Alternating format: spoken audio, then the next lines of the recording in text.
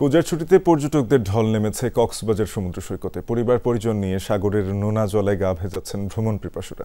এ বিষয়ে আরো জানাতে যুক্ত হচ্ছেন সহকর্মী এহসান আল কুতুবী। এহসান, সতর্কতা সংকেতের মধ্যেও পর্যটকদের উপস্থিতি কতটা দেখছেন সৈকতে, জানাবেন।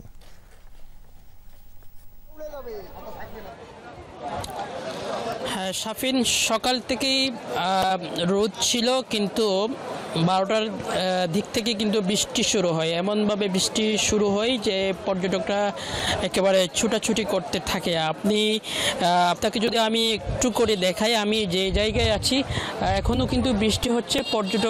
পর্যটকদের যে আনাগোনা, যারা সৈকতে নামছে এবং অনেকেই সৈকত থেকে হোটেলের দিকে চলে যাচ্ছে, যেহেতু দুপুরের সময় হয়ে গেছে, 1:30 বাজে প্রায়।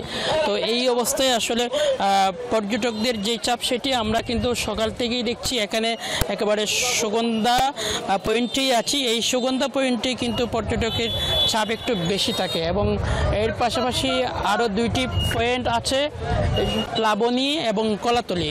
এই দুইটিতেও কিন্তু প্রচুর পরিমাণে পর্যটক আছে। যেহেতু আজকে থেকে টানা 4 দিনের ছুটি আছে, এরপরে আগামী 9 অক্টোবর পর্যন্ত বিভিন্ন ছুটিগুলো সহ মিলে দীর্ঘ লম্বা ছুটি। এই লম্বা ছুটিকে উপভোগ্য করে তুলতে পর্যটকরা দেশের বিভিন্ন প্রান্ত থেকে পরিবার পরিজন বন্ধুবান্ধব নিয়ে কক্সবাজারে ছুটে এসেছেন। কক্সবাজারে ছুটে এসে তারা এখানে সৈকতের যে বালিয়াড়িতে বসে তারা বাচ্চারা খেলছেন এবং অনেকেই সাগরের ঢেউয়ের সাথে খেলছেন। এখানে কক্সবাজারের যে সৌন্দর্য, সেই সৌন্দর্য উপভোগ করছেন হচ্ছে বিচে যেসব কিটকট চেয়ার রয়েছে, সেই কিটকট চেয়ারে।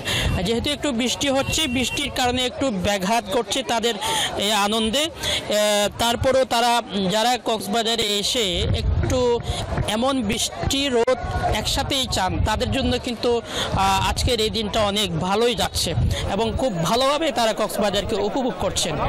শাফিন, এহসান, ধন্যবাদ আপনাকে। জানাচ্ছিলেন বৈরী আবহাওয়ায় পর্যটকদের ভিড় কক্সবাজার সৈকতে।